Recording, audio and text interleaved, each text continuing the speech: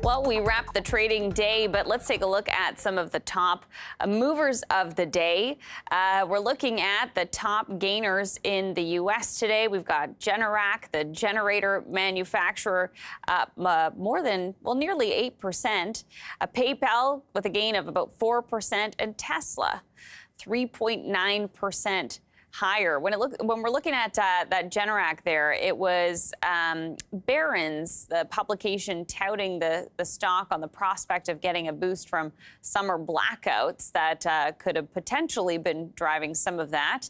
And when we're looking at PayPal, the company announced that KKR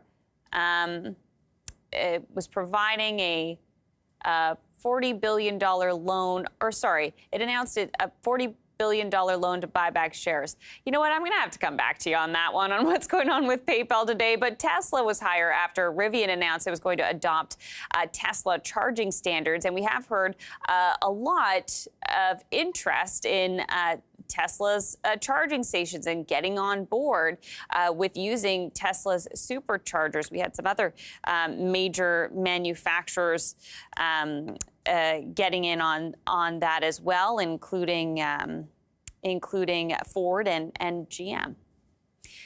Well, speaking of vehicles, New York City recently sued car makers Hyundai and Kia for failing to install adequate anti-theft protection in their vehicles. It highlighted the problem of growing auto theft. Canada has mandatory standards for anti-theft devices in cars, but the 2007 standards have not been able to stem a surge in theft of vehicles in recent years. An insurance industry group, Equite Association, released a report this month that showed vehicle thefts were up around 50% in the hardest hit provinces of Ontario and Quebec last year. The association says the insurance industry paid out over $1 billion in claims in 2022, a record high in Canada. For more on this growing problem and what vehicle owners can do to deter thefts, let's bring in Bryan Gast, Vice President of Investigative Services at Equite Association. Thanks so much for joining us today. Good afternoon. Thank you for having me. So what is driving this recent surge in auto thefts in this country? I mean, I talked about New York and they're being pretty particular, pointing fingers at a couple of companies and some reasons behind it. But when you're looking at Canada, what's the culprit? Yeah, I think year over year for the last 5 or 6 years, you've seen an increase, but nothing like we've seen in the last 3 or 4 years. I think dating back to the beginning of COVID, when you started to see the supply chain issues when it came to used vehicles, organized crime obviously have taken advantage of that, and vehicles are being stolen for the purposes of export primarily.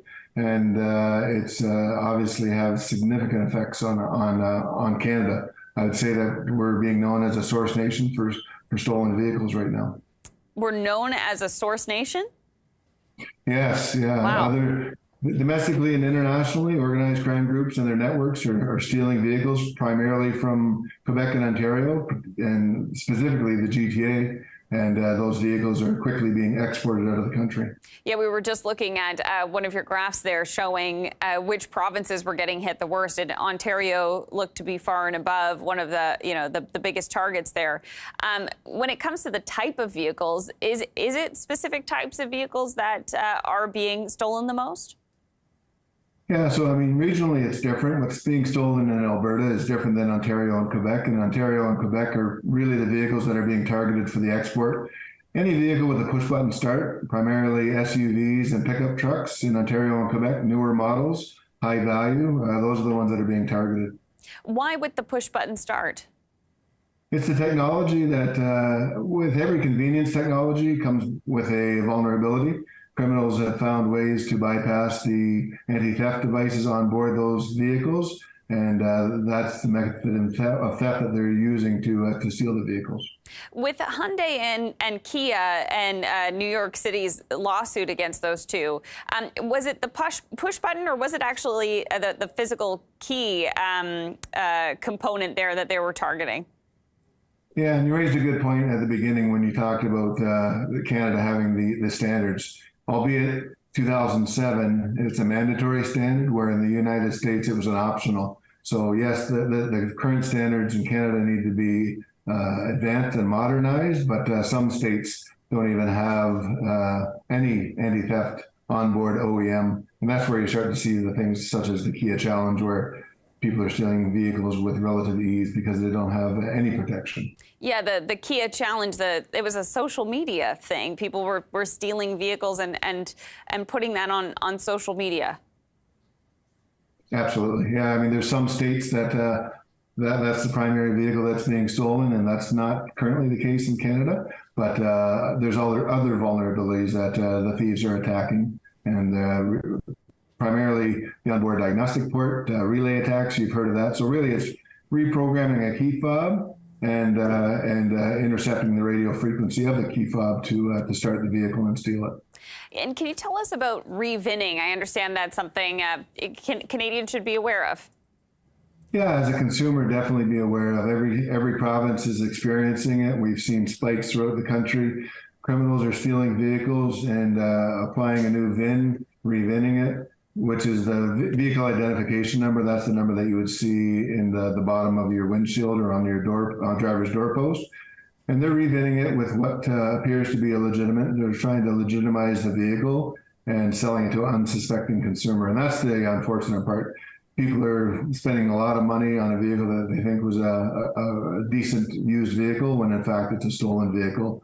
Ultimately, they'll lose the money that they paid for it, and the vehicle will be seized, unless they go to a licensed dealer of used vehicles or new vehicles. That's where the protection of the regulator, when it comes to OMVIC, they oversee the licensed dealerships. But be very careful when you're purchasing online. Just know your buyer, know your seller, know the history of the vehicle.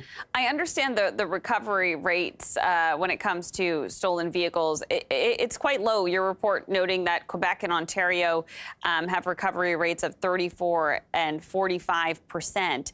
Why is it so challenging to find these stolen vehicles and get them back to their owners? Yeah, you contrast that to what happens in Alberta. Vehicles are being stolen in Alberta for different reasons, used to commit other crimes, and then essentially they're abandoned and recovered. Whereas Ontario and Quebec, those vehicles are being stolen for export. So there's a good chance that it's on its way to the port before the owner even knows that it's gone. So the chances of recovery are extremely diminished.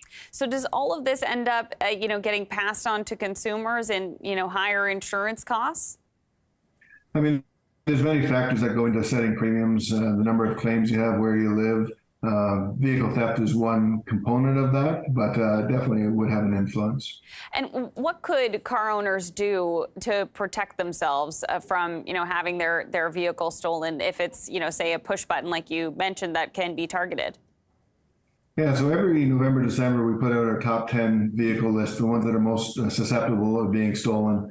And I always suggest, even if your vehicle's not on that list, take the same precautions. We call it a layered approach. The more that you can do, the longer that it takes the criminal to be able to steal your car, the more advantage you have. So if you have a garage, park in a garage. If you don't have a garage, park in a well-lit area. If you have two vehicles, park the one that's more susceptible of theft closer and block it in with another vehicle. Use a Faraday pouch, which would prevent the relay attacks. Use OBD port, so the onboard diagnostic port. It's got a legitimate use for mechanics to plug in and do a diagnostic on your vehicle. Criminals plug into that same port and steal the vehicles. So reprogram a key fob to steal the vehicle. So there's a port lock that you can get to cover that. Aftermarket immobilizers, those are extremely effective. Do your research. As simple as a steering wheel lock. Anything that adds a layer of protection that either they look into the vehicle and it's too much to be able to steal, or they move, or even a tracking service after the fact.